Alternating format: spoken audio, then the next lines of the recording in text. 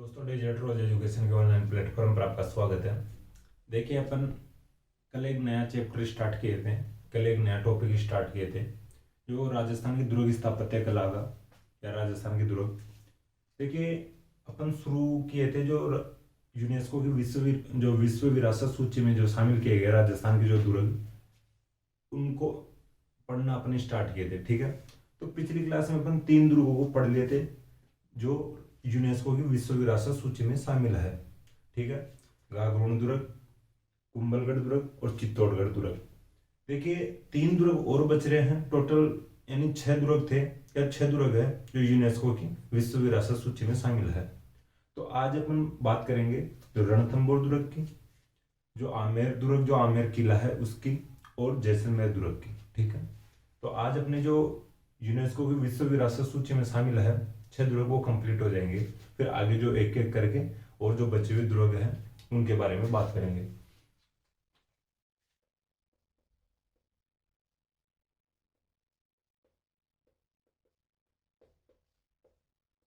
देखिए, आज अपन सबसे पहले बात करते हैं रणथंबोर किला या रणथंबोर दुर्ग की।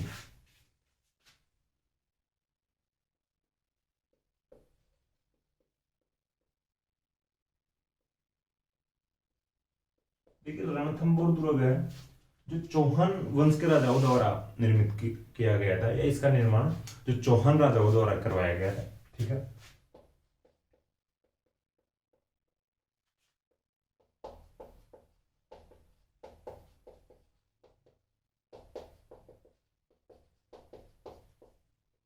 ये आपको सबको पता है भाई, रणथंबोर जो दुर्ग है सवाई माधोपुर में स्थित है।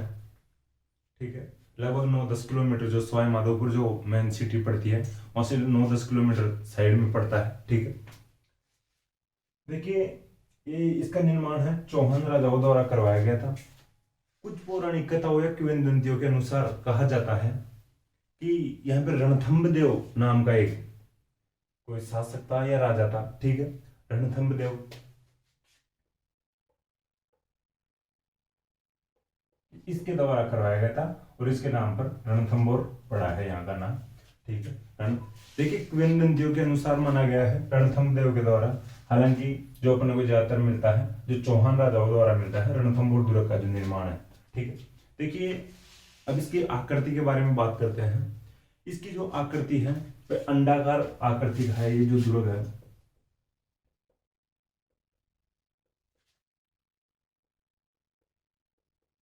ठीक है, कोई तो कहते हैं भाई दुर्ग अंडाकार आकृति का है, किसी जगह पर अपने को मिलता है भाई जो पहाड़ी है ये पहाड़ी अंडाकार है।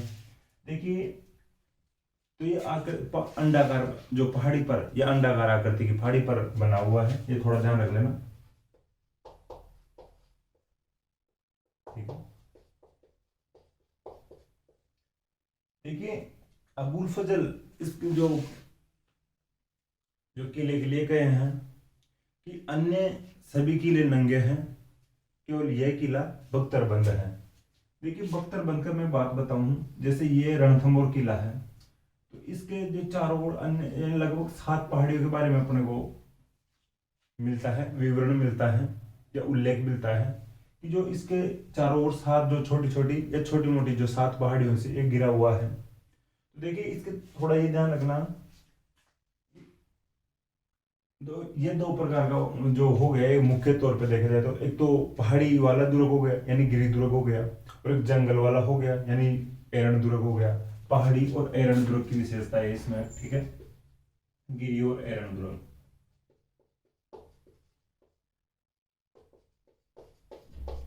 थोड़ा ध्यान रखना। देखिए, जो अबुल फजल कहे हैं कि ये जो अन्य सभी किले नंगे हैं, केवल ये किला जो रणथंबोर किला बख्तरबंद है। बख्तरबंद की मैं बात बताऊं, बख्तर का मतलब होता है कपड़े।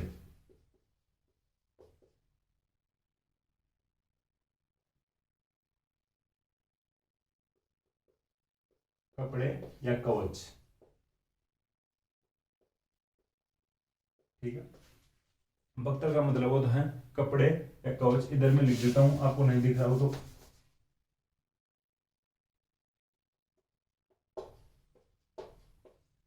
कि इस किले ने एक प्रकार से कपड़े पहन रखे हैं, या और अन्य जो किले हैं वो नंगे हैं।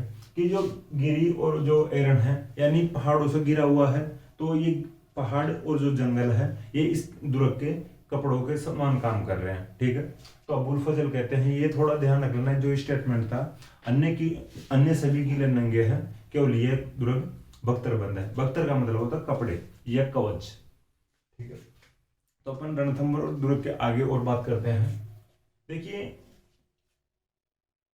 जो ये मैं बता दिया हूं, जो एरन दुर्ग का उदाहरण भी हो सकता है और गिरि दुर्ग का उदाहरण भी इसमें देखा जा सकता है रणथंभौर दुर्ग में। देखिए, इसका जो सामरिक दृष्टि से भी अगर देखा जाए तो ये वही बात आ गई। यहाँ पे भाई अपन चित्तौड़ का देख रहे थे, ये दिल्ली से मालवा और गुजरात जाने वाले मार्ग पर स्थित था। ठीक है,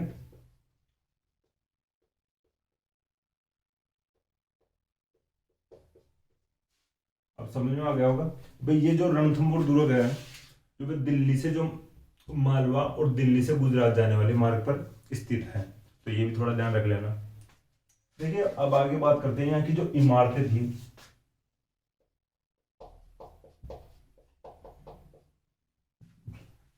देखिए, यहाँ पे जोगी महल है और सुपारी महल है, जोरा बोरा है।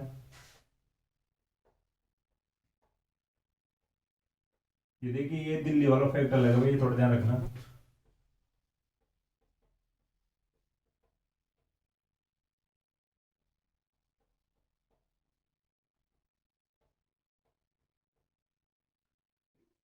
ठीक है, जैसे 32 खंभों की छतरी है यहाँ पे।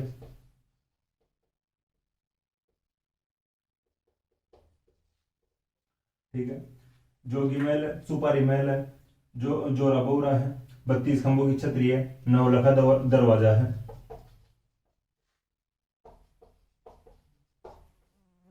ठीक है, देखिए, जो ये जोगी महल और जो सुपारी महल है, तो ये थोड़ा ध्यान रख लेना।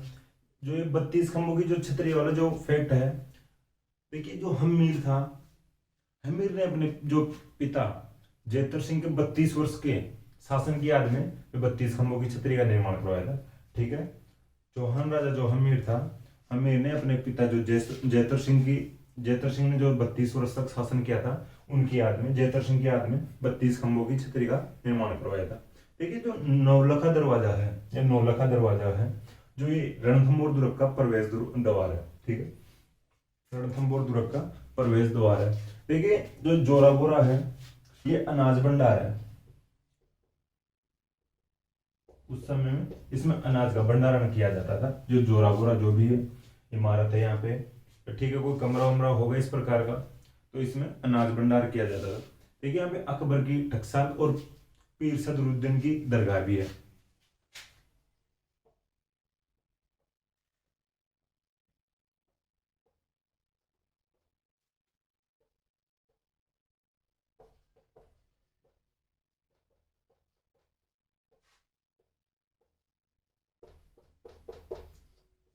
ठीक है, देखिए, अकबर यहाँ पे अकबर के जो क्षेत्र यानी अधिकार में आ गया था, जो एक रणथंभौर दुर्ग, जब यानी अकबर यहाँ पे खुद की टकसाल स्थापित करता है, यहाँ पे खुद के सिक्के डलवाता है। ठीक है, तो अकबर की टकसाल और पीर सदरुद्दीन की दरगाह है। देखिए, एक और थोड़ा ध्यान रख लेना, अपन वैसे बात कर चुके हैं, रणथंभौर में त्रिनेत्र गणेश मंदिर भी है।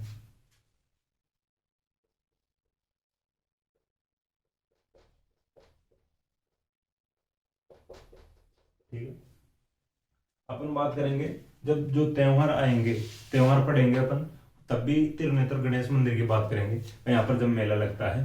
देखिए, जो भाद्रपद शुक्ल, ठीक है, भादवे का महीना होता है, उसका शुक्ल पक्ष होता है, उसकी जो चतुर्थी को यहाँ पर मेला लगता है। ठीक है, भाद्रपद शुक्ल चतुर्थी को यहाँ पर जो त्रिनेत्र गणेश मंदिर में मेला लगता है। ठीक है, भादवे के महीने की शुक्ल पक्ष यानी पहला पखवाड़ा आता है, उसकी चतुर्थी को मेला लगता है त्रिनेत्र गणेश मंदिर में, जो सवाई माधोपुर में है। देखिए, यहाँ पे एक गुप्त गंगा नाम की भी जो कुछ भाई है, अब इमारतों में कैसे मान सकते हो उसको, लेकिन गुप्त गंगा रणथंभौर दुर्ग में है, ये थोड़ा लिख लेना भाई। या तो कोई गुप्त में गंगा बहती होगी यहाँ से भाई, तो कुछ सुरंग टाइप होगी जो नदी बहती होगी, या पानी का निकासी स्थल होगा, तो गुप्त गंगा भी रणथंभौर दुर्ग में है, आप लिख सकते हो अगर चाहो तो। तो देखिए जोगी में, सुपारी में जोरा बोरा, 32 खंभों की छतरी, नवला का दरवाजा, अकबर की टक्सा, पीर सदरुद्दीन की दरगाह है और त्रिनेत्र गणेश मंदिर। तो रणथंभौर किले की अपन बात की है अभी तक, ठीक है। चौहान राजाओं द्वारा इसका निर्माण करवाया गया था और किंवदंतियों के अनुसार कहा जाता है कि रणथंभदेव ने इसका निर्माण करवाया था। इसका राजा का नाम भी रणथंभौर पड़ा है, ठीक है। लेकिन आपको थोड़ा ये ध्यान रखना है, चौहान राजाओं के द्वारा इसका निर्माण करवाया गया था। किंवदंतियों के अनुसार भाई क्वेश्चन बहुत ही कम बढ़ते हैं, फिर भी थोड़ा ध्यान रख लेना। अब बात करते हैं अपन आगे आमेर किला की। देखिए आमेर किला के बारे में थोड़ा ध्यान रखना है, ये थोड़े महल आकृति के रूप में बनाया हुआ है, ठीक है। देखिए महल और जो दुर्ग होते हैं उनमें थोड़ा फर्क होता है भाई, मैं आपको बताता हूँ जो अंतर होता है इनमें।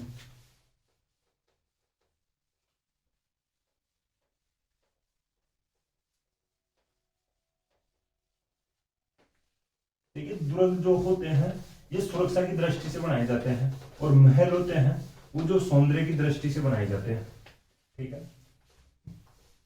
तो जो आमेर वाला जो किला है या आमेर वाला जो महल है, ये इसमें महल की जो विशेषताएं हैं वो ज्यादा देखी जा सकती है, ठीक है।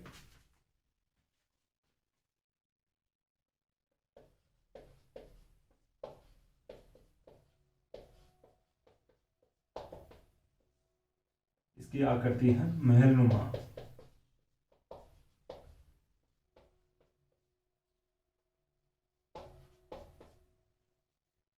देखिए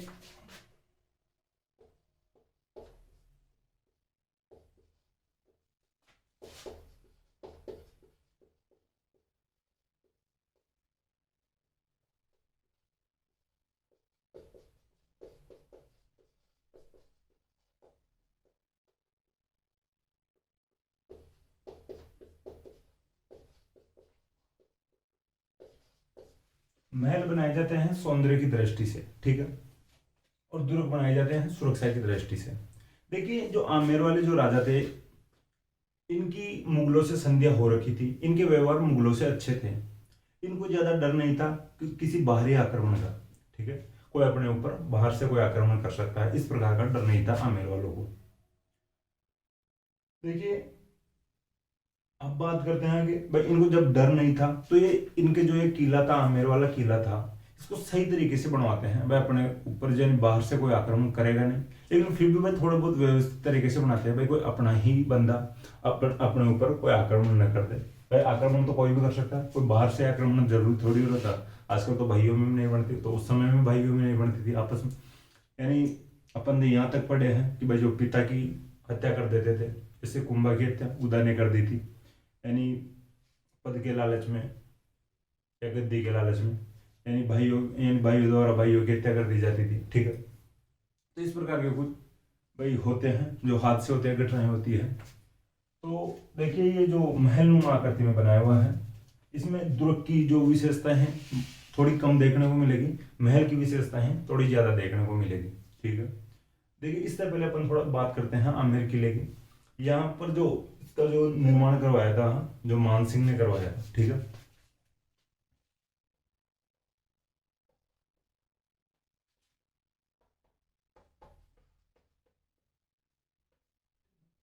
देखिए मान सिंह से पहले जो कछुआ राजा आए थे यहाँ पे, काकिल देव, ठीक है। तो काकिल देव के समय में भी भाई जो काकिल देव मीणाओं का जो अधिकार था आमेर पर, तो मीणाओं को हराते हैं, मीणा राजा को हराते हैं और काकिल देव अधिकार करते हैं। तो उस समय में उनके टाइम में भी कुछ तो होगा, छोटा मोटा किला होगा, दो चार कमरे होंगे किले नुमा या दुर्ग नुमा। तो इस प्रकार से जो काकिल देव के नाम से इसे काकिलगढ़ भी कहा जाता है,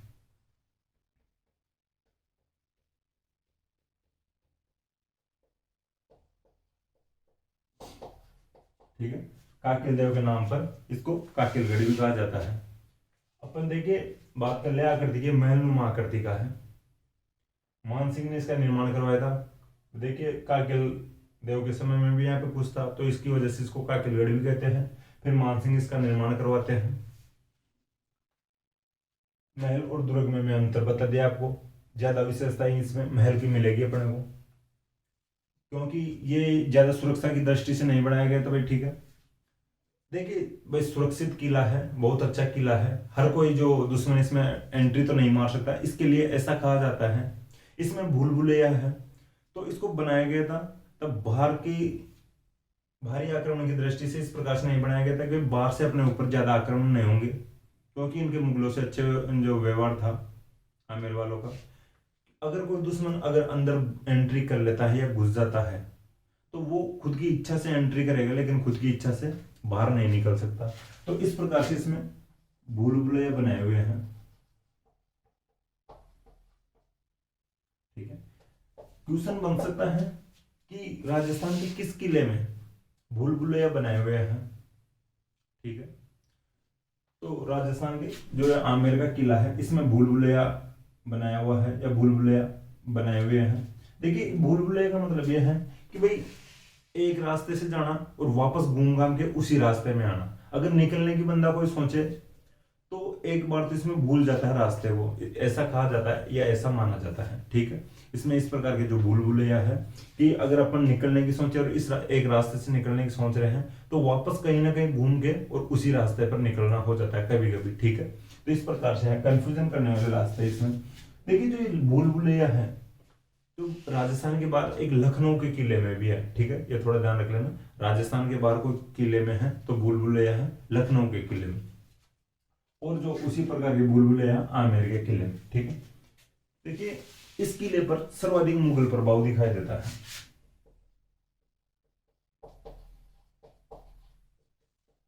देखिए, इनके मुगलों से अच्छा व्यवहार था, संध्या वंध्या हो रखी थी, अधीनता स्वीकार कर रखे थे जो ये आमेर वाले।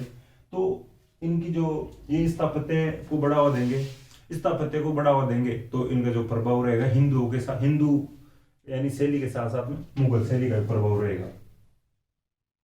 ठीक है।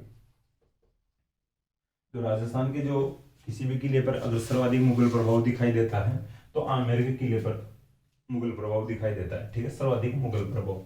ठीक है। आकृति महल निर्माण मानसिंह के द्वारा, जो काकिल देव के नाम पर, अन्य नाम इसका है काकिलगढ़। इसमें भूल भुलैया स्थित है और सर्वाधिक मुगल प्रभाव इस पर दिखाई देता है। देखिए, अब बात करते हैं इसकी इमारतों की।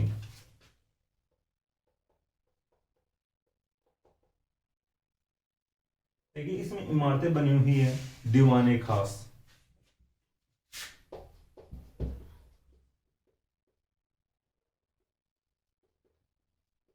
देखिए, दीवाने खास और दीवाने आम दोनों इसमें बनी हुई है।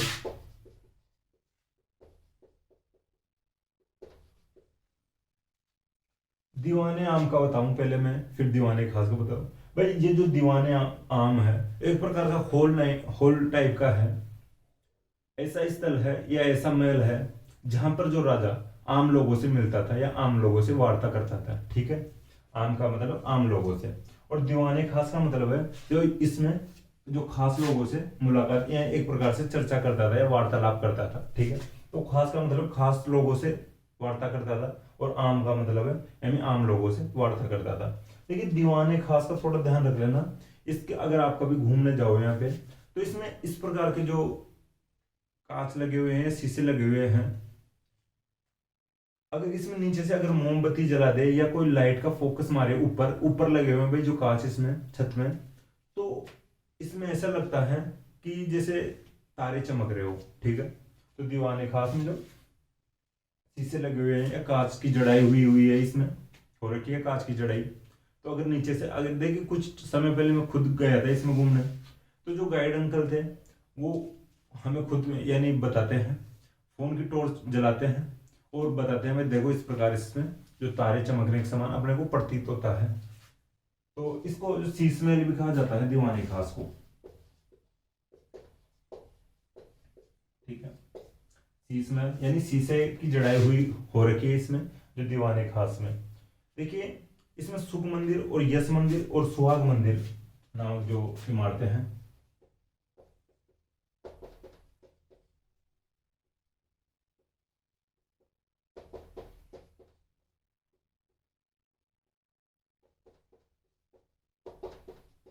देखिए, ये वो मंदिर नहीं है भाई इसमें जिनमें भाई मूर्तियां हो, वो मंदिर है, टेम्पल का रूप नहीं है। ये जो महलों को भी जो मंदिर बोलते थे, ठीक है।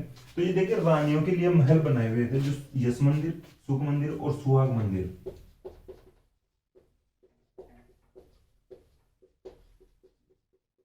देखिए मैं फिर बोल रहा हूँ, वो टेम्पल वाले मंदिर नहीं है ये, जिनमें मूर्तियां होती हैं। ये रानियों के महल है। इनको मंदिर का नाम दिया गया, मंदिर की संज्ञा दी गई है यश मंदिर, सुख मंदिर और सुहाग मंदिर। देखिए इसमें दौलताराम का बाग और केसर क्यारी भी है।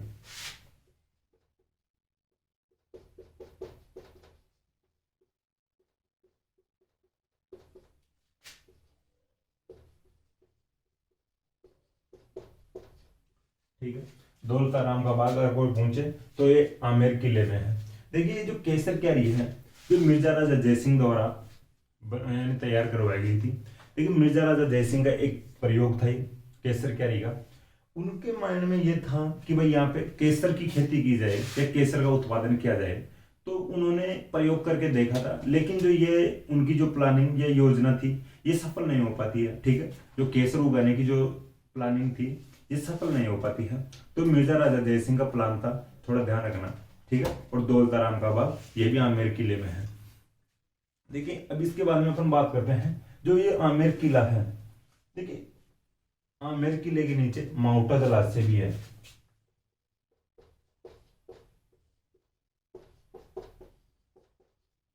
देखिए जो केसर क्यारी है, जो माउंटा जलाशय में ही है एक प्रकार से। ठीक है, किनारे पर एक साइड में जो केसर क्यारी है। तो ये थोड़ा ध्यान रखना, जो आमेर किले के नीचे है माउंटा जलाशय, और जो केसर क्यारी किले के अंदर नहीं है भाई, जो केसर क्यारी है ये थोड़ी नीचे है। ठीक है, माउंटा के पास में। तो इसमें वर्तमान में जो नाइट साउंड शो होता है, ठीक है, लाइट एंड साउंड शो होता है जो केसर कैरी में। ठीक है, लाइट एंड साउंड शो होता है केसर कैरी में वर्तमान में, और जो माउंटा जलाशय के किनारे पर है। ठीक है, एक किनारे पर जो सड़क है, और एक जो किनारे पर जो अंदर वाले जो किनारा है जो केसर कैरी है यहाँ पे। ठीक है, देखिए जो सुहाग मंदिर, यश मंदिर और सुख मंदिर, इनकी बात अपन कर चुके हैं जी। ठीक है, तो ये इस प्रकार से ये इमारतें हैं। अब देखिए और भी जो फैक्ट है यहाँ पे, जो कुछ जो भी है उनकी बात अपन पहले कर चुके हैं। जैसे आमेर का इतिहास पढ़ रहे थे उसमें, जैसे शीला माता की मूर्ति है, वो देखिए काले संगमरमर की मूर्ति है। ठीक है, तो वो भी थोड़ा ध्यान रख लेना, आमेर के किले में ही है जो शीला माता की मूर्ति है जो। ठीक है, अंबिकेश्वर महादेव मंदिर भी है। ठीक है, अंबिकेश्वर महादेव मंदिर, ये थोड़ा ध्यान रख लेना। शीला माता की मूर्ति को अपन बता देते हैं आमेर के किले में, लेकिन अंबिकेश्वर महादेव मंदिर जो काकिल देव ने इसका निर्माण करवाया था।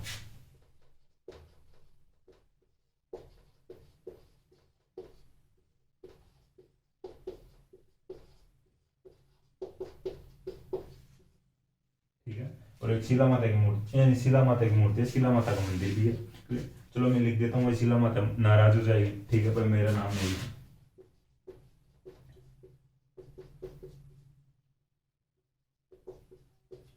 हाथ जोड़ दो भाई माता जी के, शीला माता मंदिर है इसमें। तो अपन बात कर लिए हैं आमेर के जो किले का। ये आज जो आकृति है महल निर्माण मान सिंह ने करवाया था। अन्य नाम है इसका काकिलगढ़। यहाँ पे भूल भुलैया स्थित है। सर्वाधिक मुगल प्रभाव दिखाई देता है इस किले पर। और ऐसी जो इमारतों की बात करें तो दीवान एक खास है, जिसे शीश महल कहा जाता है। इसमें तारे दिखाई देते हैं। ठीक है, दिन में तारे दिखाई देते हैं भाई, जो गाइड होते हैं वहाँ पे। ठीक है, दीवान एक आम है, यश मंदिर, सुख मंदिर और सुहाग मंदिर है। दौलताराम का बाग है, केसर कैरी है। ठीक है, माउंटा जलाशय है, अंबिकेश्वर महादेव मंदिर है। तो यश मंदिर, सुख मंदिर और सुहाग मंदिर रानियों के लिए बनाए गए थे। ठीक है, दुर्ग और महल में जो अंतर था मैं बता दिया आपको। जो महल है सौंदर्य की दृष्टि से बनाए जाते थे, और दुर्ग है सुरक्षा की दृष्टि से बनाए जाते थे। आमेर किले में ज्यादातर विशेषताएं महल की है। ठीक है, देखिए अब बात करते हैं अपन जैसलमेर दुर्ग की। देखिए जैसलमेर दुर्ग का थोड़ा अलग ही इतिहास है, क्योंकि वो देखिए मरुस्थलीय दुर्ग है। ठीक है, तो अपन बात करें जो अब आगे जो जैसलमेर दुर्ग की। देखिए जो आमेर वाला जो किला था, इसकी बात कर चुके हैं अपन।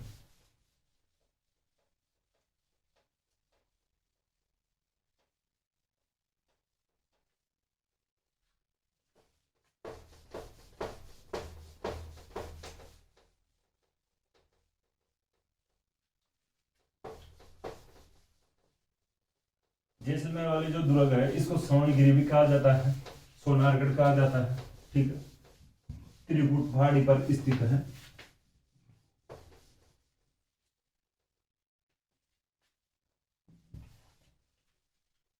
देखिए त्रिकुट पहाड़ी का मतलब है कि जो ये पहाड़ी खुद ही 3 कूट की है। ठीक है, तो इस जो 3 कूट की पहाड़ी पर होने के कारण इसको यानी वो त्रिकुट पहाड़ी पर स्थित माना जाता है। पहाड़ी 3 कूट की है। देखिए 1155 में जो भाटी राजा जयसल थे, तो राजा जयसल ने इसका निर्माण करवाया था।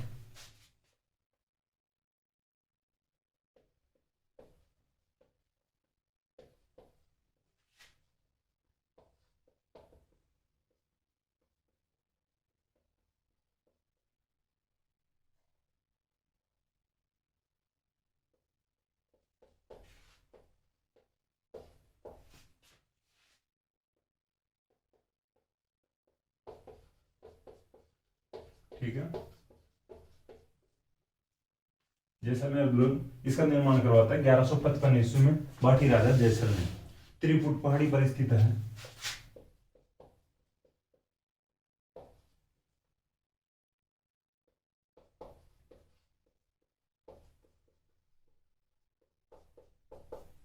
ठीक है, देखिए त्रिकुट पहाड़ी पर होगा तो इसकी आकृति भी त्रिभुजाकारी होगी। और अगर जिसका बेस लेवल जिस आकार में होगा तो उसको जो बेस के ऊपर जो भी उसकी आकृति दी जाएगी। और देखिए उस समय में तो भाई ये यानी त्रिभुजाकार आकृतियां बनाया गया था।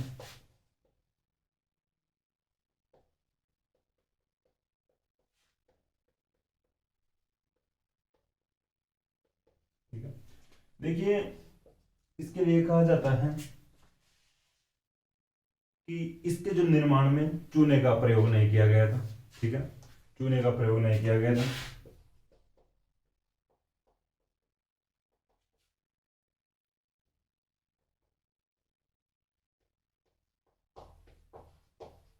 ठीक है, निर्माण में चूने का प्रयोग नहीं किया गया था। देखिए अब चूने का प्रयोग कहाँ पे किया जाएगा? वहां पे ये मरुस्थल है, पानी इतना है नहीं। ठीक है, जल की समस्या वैसे है वहां पे। तो उस समय में पानी की समस्या थी, तो वहां के राजा को ढंग से समझ में आ चुका था कि यहाँ पे अगर पानी के उपयोग से अगर कोई बिल्डिंग बनाई जाए तो आज बने ना कल बने। ठीक है, तो इस प्रकार से इसका कंस्ट्रक्शन किया जाए जिसमें पानी की कम आवश्यकता हो या पानी की आवश्यकता ही ना हो। देखिए चूने का उपयोग करेंगे तो चूने को गलाने के लिए पानी चाहिए। भाई चूना तो देखिए बहुत ज्यादा मात्रा में पानी लेता है, पानी सोखता है। तो यानी चूने का उपयोग तो किसी भी हालत में नहीं हो सकता था। तो यहाँ के जो कारीगरों ने एक बहुत ही अच्छी टेक्निक लगाई है, तकनीक लगाई। देखिए जैसे बड़े बड़े पत्थर लिए, उन पत्थरों को एक पत्थर से एक पत्थर को यानी ढंग से भिड़ा के या ढंग से मिला के इसका बेस लेवल तैयार किया गया। फिर ऊपर कर करके जैसे बड़े पत्थरों का से इसको निर्मित किया गया है। ठीक है, देखिए छोटे पत्थर को इस प्रकार से एक दूसरे पत्थर के ऊपर टिक नहीं सकते हैं, तो बड़े पत्थरों द्वारा बिना चूने के उपयोग से इस किले का निर्माण करवाया गया है। थोड़ा ध्यान रखना भाई, ये थोड़ा समझाने के लिए था। बड़े पत्थरों को मिला के इन कारीगरों द्वारा इस जो ये जैसलमेर वाला दुर्ग है इसका बिना चूने के उपयोग के निर्माण किया गया है। ठीक है, अब बात करते हैं। तो देखिए त्रिभुजाकार आकृति का मैं बता दिया हूं आपको। अब जो लोग तुलना करने वाले हैं उनकी बारी आती है कि तुलना करते हैं इसकी, जो किससे करते हैं तुलना। तो कुछ लोग कहते हैं कि भाई अंगड़ाई लेते शेर के समान दिखता है। ठीक है, जो एक किला है जो जैसलमेर का दुर्ग है, अंगड़ाई लेते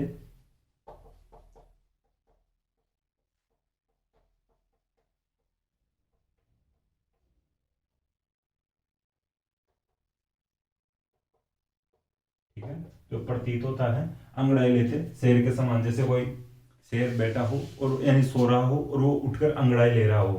तो इस प्रकार से कुछ जो तुलना करने वाले लोग भाई देखिए खूब करते हैं तुलना, तो एक चीज की दूसरी चीज से तुलना करते ही हैं। तो अंगड़ाई लेते शेर के समान इसकी तुलना करते हैं या प्रतीत होता है, भाई कहते हैं कि अंगड़ाई लेते शेर के समान दिखाई देता है। कुछ लोग कहते हैं कि भाई जो ये जैसलमेर किला है या जैसलमेर दुर्ग है कि रेत के समुद्र में जो खड़ा एक जहाज के समान प्रतीत होता है। ठीक है, यानी एक रेत के समुद्र में जो लंगर डाले, लंगर डाले का मतलब है कि भाई जो एक जहाज आकर रुका हो या एक किनारे पर जहाज खड़ा हो, लंगर का मतलब ये होता है। अब वहां पे पानी वाला समुद्र हो नहीं सकता भाई जैसलमेर में, ठीक है।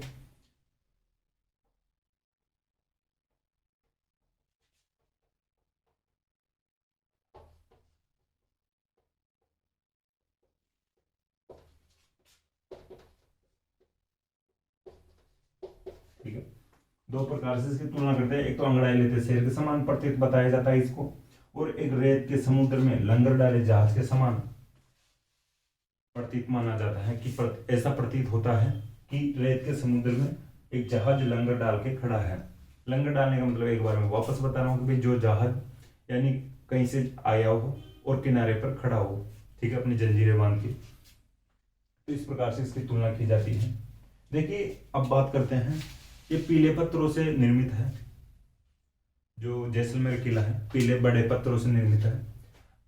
सुबह शाम सूर्य की अगर रोशनी या सूर्य की किरणें इन बड़े पीले पत्थरों पर गिरेगी तो आप खुद समझ सकते हो भाई किस प्रकार का जो कलर दिखाई देगा इसका। भाई ये तो हो नहीं सकता कि पीले पत्थरों पर सूर्य की किरणें गिरे तो काली दिखाई दे, यानी वो पत्थर काले दिखाई दे, ये तो हो नहीं सकता। तो जो जैसलमेर के जो किले के जो बड़े पत्थर है निर्माण में जो उपयोग किए हुए हैं, उनके ऊपर जो सूर्य की सुबह और शाम में जो किरणें पड़ती थी या गिरती थी, उनकी वजह से जो ये सोने के कलर का या स्वर्ण के कलर का दिखाई देता है, आज भी दिखाई देता है इसी प्रकार से। ये नहीं कि भाई पहले दिखता था अब नहीं दिखता है। तो इस वजह से इसको स्वर्णगिरी या सोनागढ़ कहा जाता है। ठीक है, पीले पत्थरों पर सूर्य की रोशनी पड़ने के बाद में चमकते हैं, और जो चमकने के कारण स्वर्णगिरी कहलाता है। ठीक है, पीले पत्थरों पर सूर्य की रोशनी गिरने के कारण जो पत्थर चमकते हैं और ये स्वर्णगिरी कहलाता है।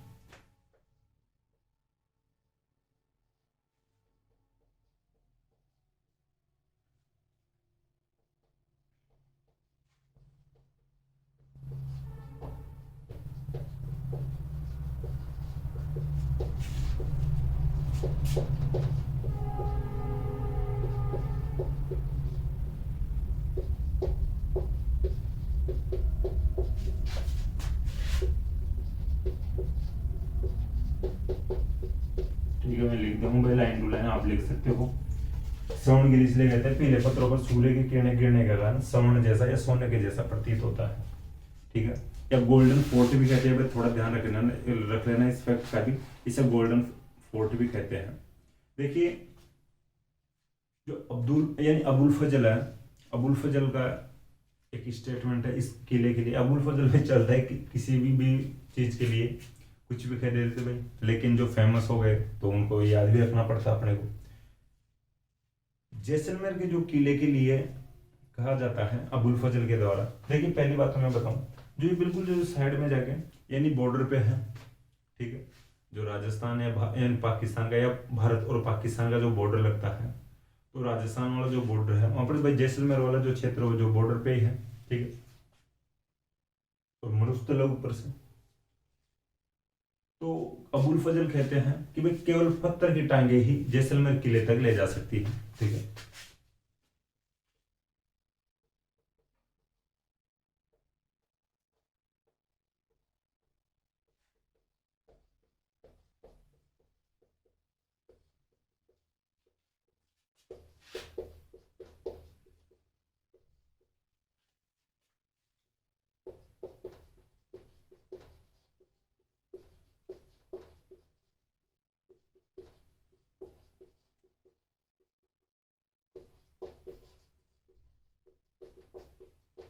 इन्वर्टेड कोमा में लिख लेना भाई। यानी अबुल फजल के अनुसार, यानी अबुल फजल का स्टेटमेंट है केवल पत्थर की टांगे ही जैसलमेर किले तक ले जा सकती हैं। ठीक है, एक दोहा भी अगर लिख सकते हो आप चाहो तो, एक स्टेटमेंट इस प्रकार से लिख सकते हो कि शरीर कीजिए काठ का, पग कीजिए पाषाण। ठीक है, शरीर कीजिए काठ का, पग कीजिए पाषाण, बख्तर कीजिए लोहे के, तब पहुंचे जैसाण। देखिए एक बार मैं वापस बता रहा हूं फिर इसका अर्थ बता दूंगा। शरीर कीजिए काठ का, पग कीजिए पाषाण, ठीक है। शरीर कीजिए काठ का, पग कीजिए पाषाण, बख्तर कीजिए लोहे के, तब पहुंचे जय साण।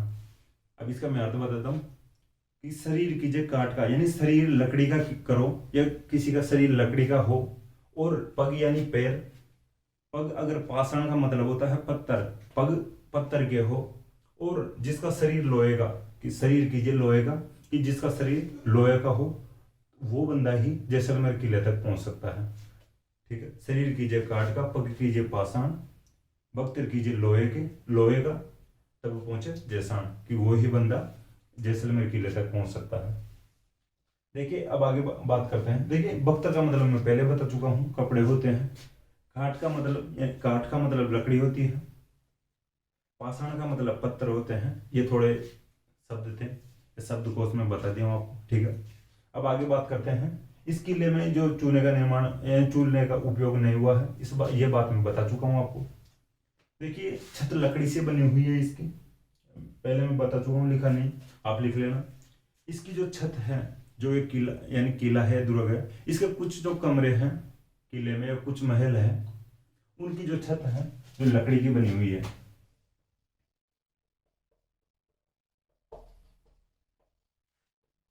ठीक है। अब ये नहीं पूछेंगे कि कितने महलों की छत लकड़ी की है या कितने महलों की छत जो आरसीसी पर डाली हुई है, ये तो कोई भी नहीं पूछेगा। कि राजस्थान के किस किले के बारे में कहा जाता है कि उसकी छत लकड़ी से निर्मित है या लकड़ी की बनी हुई है, तो जैसलमेर किले की जो छत है जो लकड़ी से बनी हुई है। देखिए जो इसका परकोटा है, परकोटा की बात बताता हूँ मैं आपको।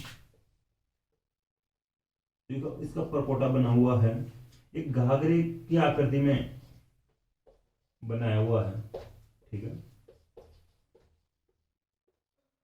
कि इसकी जो परकोटे की जो आकृति दिखाई देती है अपने को, ये प्रतीत होती है कि एक महिला जो घाघरा पहन के होती है, भाई एक प्रकार का वस्त्र होता है, सब लोग जानते हो। यानी अपन बातें करेंगे आगे जो वस्त्र आभूषणों की, उस समय बता दूंगा। जो घाघरा होता है, क्योंकि तो एक महिला जो घाघरा पहनती है उसके समान प्रतीत होता है कि भाई जो एक किला है वह घाघरे नुमा वस्त्र पहन रखा है, तो इसका परकोटा घाघरे नुमा आकृति का है। देखिए जो घाघरा कमर में बांधा जाता है, तो इसको भी कमर कोट भी कहा जाता है। जैसलमेर के जो परकोटा है इसको भी कमर कोट कहा जाता है, कमर का एक प्रकार से कोट है। ठीक है। थोड़ा ढंग से ध्यान रख लेना, घाघरे नुमा आकृति का जो परकोटा किस किले का है। देखिए अब बात करते हैं बुर्जों की। इस जो किले में जो जैसलमेर किला है, इसमें 99 बुर्जे, 99 जो बुर्जे हैं।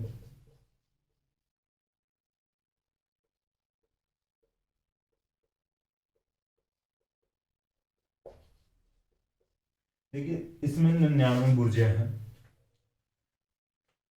जो राजस्थान के किसी भी किले में सर्वाधिक है। देखिए मैं बुर्जों की बात बताऊं। बुर्जों का मतलब पिलर या स्तंभ। ठीक है।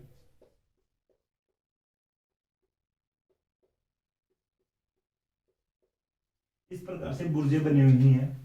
कहा जाता है कि भाई ये 99 बुर्जे हैं जैसलमेर किले में, जो राजस्थान के किसी भी किले में जो सर्वाधिक बुर्जे हैं। ठीक है। पिलर होते हैं एक प्रकार से, उनको बुर्जे कहते हैं, थोड़ा ध्यान रख लेना। तो सर्वाधिक बुर्जे जैसलमेर किले में है, 99 बुर्जे हैं। किले के चारों ओर जो ये बुर्जे हैं, थोड़ा ध्यान रख लेना। इसके बाद में अपन बात करें, अब जो अदर फैक्ट है भाई एक दो तो मैं बता देता हूँ आपको। देखिए सत्यजीत रे एक जो मूवी बनाने वाला डायरेक्टर है, बहुत ही अच्छे डायरेक्टर हैं, बहुत ही बड़े डायरेक्टर हैं सत्यजीत रे। ठीक है। मैं यहाँ पे लिख देता हूँ। तो सत्यजीत रे ने जो जैसलमेर किले पे, जैसलमेर दुर्ग पर एक मूवी बनाई है, सोनार किला।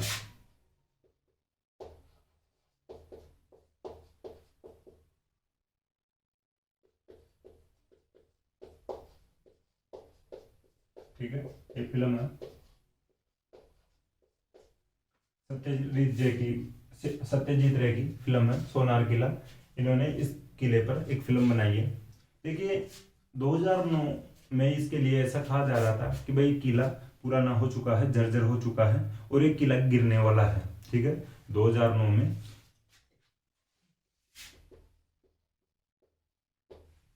लोग अफवाह उड़ा रहे थे कि ये किला गिरने वाला है, कुछ ही दिनों में गिर जाएगा।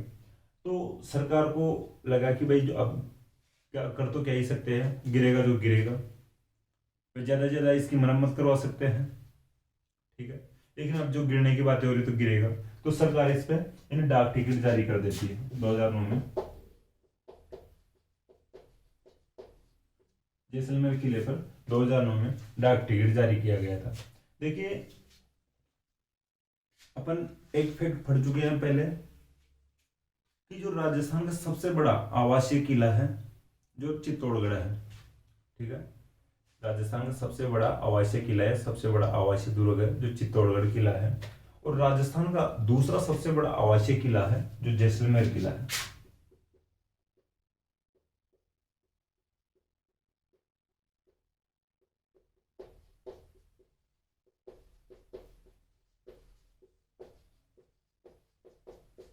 ठीक है, 2009 में डाक टिकट जारी किया गया है, दूसरा सबसे बड़ा आवासीय किला है राजस्थान का। देखिए अब बात करते हैं इसकी इमारतों की। यहाँ पे लिख देता हूँ मैं, आप थोड़ी समझने की कोशिश करना है यहाँ पे भाई, जो थोड़ा कंफ्यूज मत होना, इधर ये अलग है, यहाँ पे इमारतें लिख देता हूँ, हेडिंग डाल दिया हूँ इसे। इसके अंदर जो जिनबद्र सूर्य भंडार है,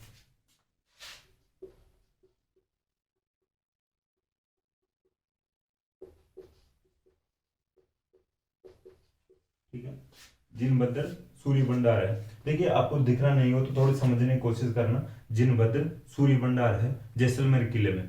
देखिए जो जिनबद्र सूर्य भंडार है, इसमें जो प्राचीन हस्तलिखित यानी आज के द्वारा लिखित जो पुस्तकें हैं उनका भंडार है, ठीक है, उनका स्टोरेज है। जिनबद्र सूर्य भंडार में जो प्राचीन हस्तलिखित पुस्तकों का संग्रह है, थोड़ा ध्यान देना, इस प्रकार से आप नोट कर सकते हो। देखिए मैं यहाँ पे जगह नहीं थी, मैं कोशिश कर रहा हूँ कि एक भाई जो बोर्ड पर ही लिखा जाए पूरा जो कंटेंट है, अगर हो सके तो मैं कोशिश इसी बात की कर रहा हूँ, तो आप कोशिश करना। मारते हैं जिनबद्र सूर्य भंडार, और एक है पार्श्वनाथ जैन मंदिर।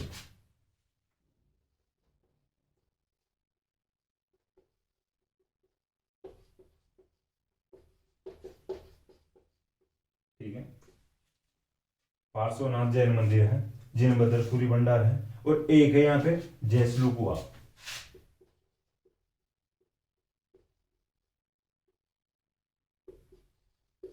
ठीक है, ये तीन इमारतें इस प्रकार से आप देख सकते हो। ये तो कुआ है तो, और एक पार्श्वनाथ जैन मंदिर है, एक जिनबद्र सूर्य भंडार है। जिनबद्र सूर्य भंडार के लिए मैं बता दूं, तो प्राचीन जो हस्तलिखित जो पुस्तकों का संग्रह है। और जैसलू कुआ की बात अगर मैं बताऊं, इसका नाम जैसल तो इस प्रकार से पड़ा है, जो जैसल राजा था उनके नाम पर जैसलू कुआ पड़ा है। भाई जैसल ने यहाँ स्थापना की थी, जैसल में 1155 में यहाँ पे किले का निर्माण करवाते हैं। इस प्रकार से जैसलू कुआ का नाम भी राजा जैसल के नाम पर पड़ा है, ठीक है, ये थोड़ा ध्यान रखना। तो अपनी बातें हो चुकी हैं लगभग कंप्लीट, जैसलमेर का भी अपन पढ़ लिया है। तो आज देखिए अपने 2 क्लासेज में जो यूनेस्को की विश्व विरासत सूची में जो राजस्थान के किले थे शामिल थे, उनकी बातें कंप्लीट हो चुकी है, वो अपन कंप्लीट पढ़ चुके हैं। अब जो आगे और भी राजस्थान के अन्य जो किले हो गए उनकी बातें करेंगे नेक्स्ट क्लासेज में, ठीक है। तो एक देखिए अपन जैसलमेर दुर्ग की अब जल्दी से एक बार रिवीजन करें, किस प्रकार कर सकते हैं। देखिए जैसलमेर दुर्ग का निर्माण 1155 में भाटी राजा जैसलमेर के द्वारा करवाया गया था। त्रिकुट पहाड़ी पर स्थित है, आकृति त्रिभुजाकार है। इसके निर्माण में चूने का प्रयोग नहीं हुआ है, यानी बड़े पत्थरों को एक के ऊपर एक रख के सही सेट के करके बनाया गया है, ठीक है। जो अंगड़ाई लेते शहर के समान प्रतीत होता है, रेत के समुद्र में लंगर डाले हुए जहाज के समान भी प्रतीत होता है। श्रवणगिरी कहलाता है, ये सोनागढ़ भी कहलाता है, ठीक है। अबुल फजल ने कहा इसके लिए केवल पत्थर की टांगे ही जैसलमेर तक पहुंचा सकती है। छत इसकी लकड़ी से बनी हुई है। परकोटा इसका घाघरा नुमा है, इसे कमरकोट भी कहा जाता है। 99 बुर्जे हैं जो राजस्थान के किसी भी किले में सर्वाधिक बुर्जे हैं, ठीक है। सत्यजीत रे ने सोनार किला फिल्म बनाई इसके ऊपर। 2009 में डाक टिकट जारी कर दिया गया था। दूसरा सबसे बड़ा आवासीय किला है जैसलमेर वाला किला, ठीक है। इसके बाद में अपन इमारतों की बात करें तो इमारतें इसमें जिनबद्र सूर्य भंडार है, पार्श्वनाथ जैन मंदिर है, ठीक है, और एक जैसलू कुआ है, ठीक है। इस प्रकार हमने जो यूनेस्को की विश्व विरासत सूची में जो शामिल किले थे उनकी बात अपन कंप्लीट कर चुके हैं। दोस्तों मुझे आशा है कि क्लास आपको पसंद आएगी। क्लास अगर आपको पसंद आए तो क्लास को लाइक करें, कमेंट करें और अपने दोस्तों के साथ शेयर करें। थैंक यू दोस्तों।